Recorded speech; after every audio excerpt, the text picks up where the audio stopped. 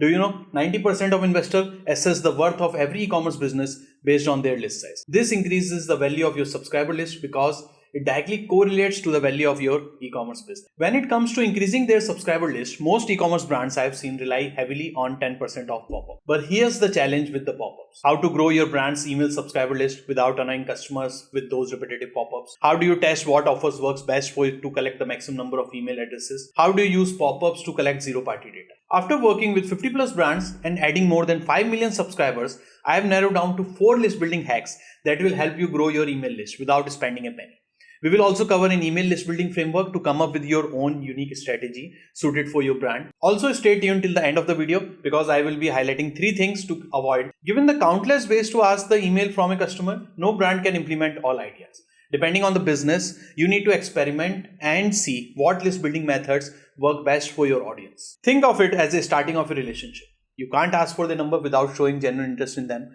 But the other person should also see value in your relationship before sharing their contact information with you. Pushing too hard may come across as aggressive, and if you move too slowly, you might appear uninterested. So eventually we need to strike the right balance to start the relationship on the right foot. So let's dive in. Starting with my list building framework. It's divided into 3 steps. Step 1, finalize your offer. You must have something exciting to offer in order to entice people to share their contact information. Perhaps an interesting deal or a free sample or a gift. So first, we must decide on the offer that will capture our audience attention, followed by their contact information. The various offer could be the first, the discount offers. In discount offers, we give following offers like percentage, flat discount, minimum purchase. Second, offering free samples or gifts if the user enroll themselves in some kind of a contest or giveaway. Third, providing free shipping on the first purchase in exchange for user email addresses. Fourth, give a content guide in exchange for the user contact information. Once you are sorted with the type of offers, then comes the finalizing the information you want to collect from those people. This can be further divided into basic information. So in basic information, you look at for the contact information like name, email address, phone number. Then there can be like additional information regarding the DOB or like a gender.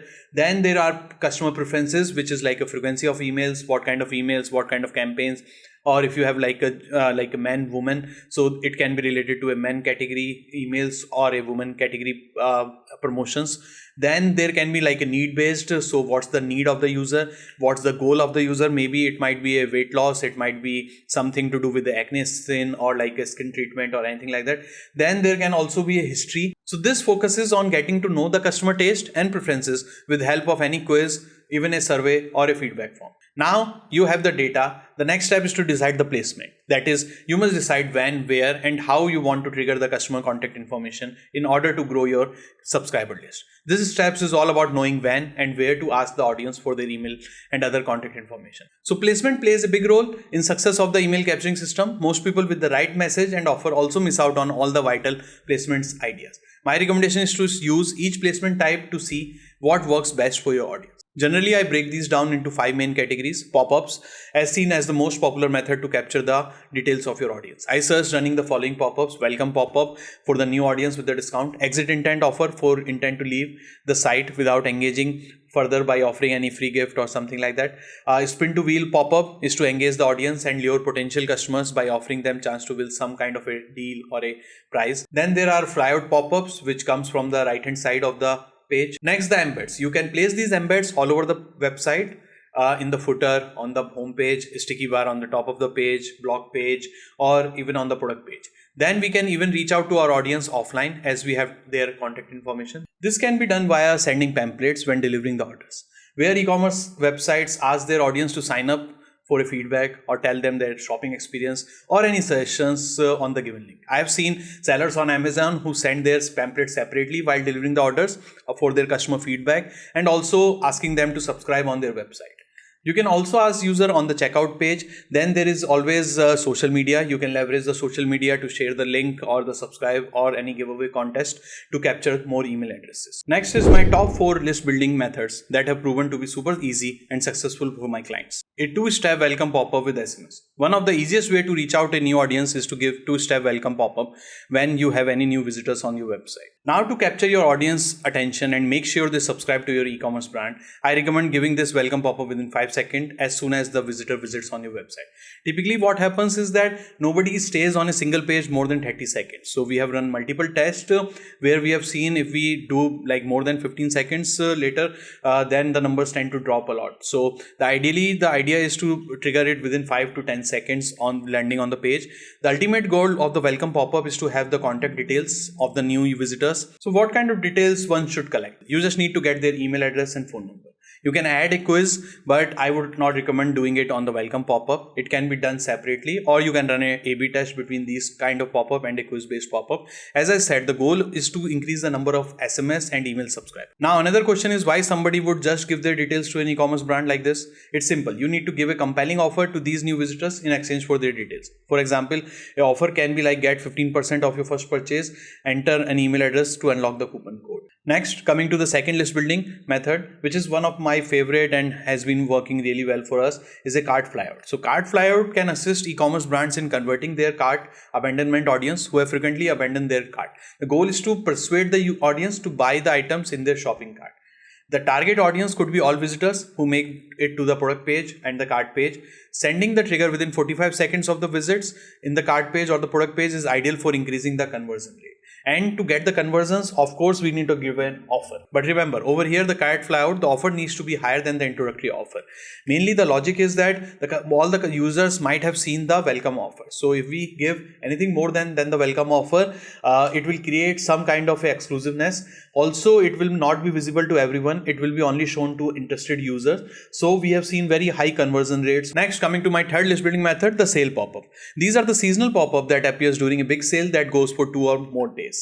Basically what happens is that sale tend to have a better offer than a welcome offer. For smaller brands, typically pop-up tend to be the only information or only update which is visible on their website during a sale. So using sale pop-up, you can inform the users that the sale is also running. You can make it more exclusive, feel more exclusive also, and you will eventually build up your lists. Also offer them early access to the sale if they opt in and sign up now.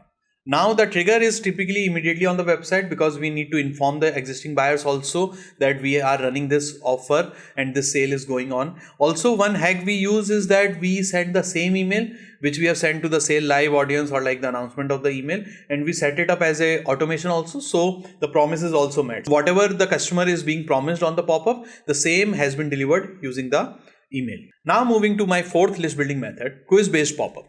Quiz-based pop-ups are the best way to collect zero-party data.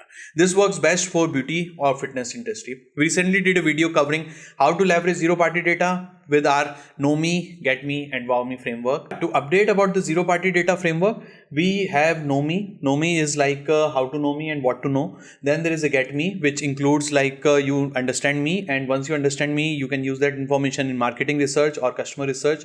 Then you can also use that information for further future product developments. And there is always Wow Me. Wow Me is like where by using that information, you improve the experience of the user. So it can also be about the experience, it can be about the communication, it can be about the reward. So now let's talk about the unsubscribe rates. Because you have worked hard on getting these audiences, so eventually you don't want them to unsubscribe from the system and you want eventually for them to convert. Once you have the email addresses, it's important to respect the user trust. Respect their inbox. First and foremost, fulfill the promise of the pop-up. I can't tell you how many times I have given away my email address and I didn't receive anything as promised. Either the coupon didn't arrive or the guide didn't arrive. Further, to keep the unsubscribe rate low, limit the count of emails per week. Normal users who are not active should not receive more than 2 emails in a week. Second, give them options to set their frequency and preferences.